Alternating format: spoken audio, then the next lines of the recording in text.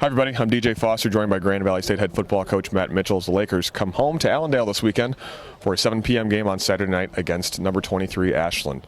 Coach, we talked earlier in the week obviously about Chris Robinson, the new school rushing record, obviously a great accomplishment for him, and you guys are back home this weekend after a couple of weeks on the road. It's Laker Blue Night, a lot of positivity going on right now. What's the atmosphere been like this week in practice?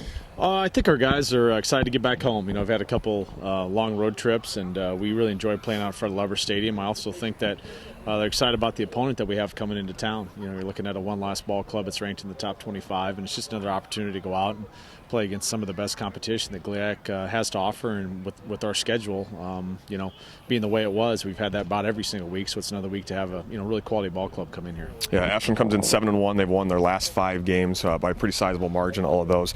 Their offense, the second highest scoring team in the league, and obviously that starts with Anthony Taylor, the running back, who has ran for 100+ yards in 6 of the 8 games, found the end zone in 6 of 8 games. And they have a good quarterback too, and Travis Tarnowski, who has thrown for over 1,500 yards and 13 touchdowns. It really starts in the backfield with those two guys. Oh, no doubt. I think early in the season, obviously they kind of leaned on Taylor and some of the things that he was able to do last week. And throughout the course of the season, you've seen their redshirt freshman quarterback is kind of a first-time starter continue to develop. So, Northern Michigan challenged them with a lot of man coverage, and they did a great job executing a lot of variety of schemes to take advantage of that and made some plays in the passing game, especially obviously down the red zone too. So it's an offense that's very multiple. There's a lot of different people that are on and off the field quite a bit. They definitely do a good job of keeping off balance with their personnel groups, but at the core of it, they want to run the ball. A lot of their passing game is set up off their ability to run the ball, and so these are the types of teams that are built for success, in the Midwest. When you're dealing with October, November, and things get a little bit colder and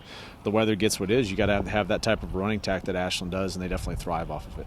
Their defense has been pretty good too. 3rd fewest points allowed in the conference, 4th fewest rushing yards, and the 4th most sacks. They've also scored 3 touchdowns defensively. What do you see from them on the tape? A very experienced group. When you take a look at the linebacker position and their safeties, and you just tell they have a lot of experience. This is a team that really, kind of both sides of the ball. Their 2 tight ends are good players. They're both seniors. You talk to Anthony Taylor as a senior. They have a lot of seniors that have played a lot of football here in the GLIAC, and that same thing you kind of see on the defensive side of the ball. It's a very physical, downhill, defense that does a great job stopping the run because they do a good job at the point of attack. They're a very physical team that's very experienced and veteran. So they're not going to make a lot of mistakes or bust a lot of things because they've been in that system for a while and they understand where to fit within it. Ashland makes their first trip back since the 2008 playoffs back here.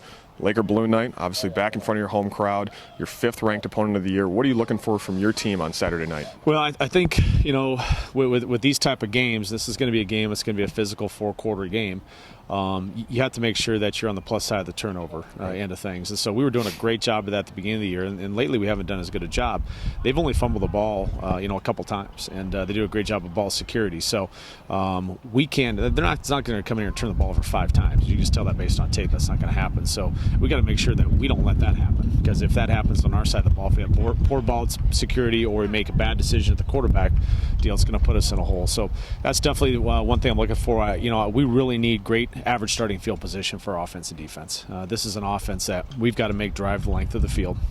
And conversely, it's going to be tough to carve out some yards against our defense. So if we can get great job by our return units, our kickoff return, our punt return, and set up some field position, that allows us to have more success. So I just really think turnovers and average starting field position can be really 2 big indicators for how this ball game is going to go down. Grand Valley State and Ashland this Saturday night here in Lubbers Stadium. It's a 7 p.m. kickoff. Again, Laker Blue Night, so make sure you wear blue to support Grand Valley State. Mitch, thanks for your time and good luck. Thank you.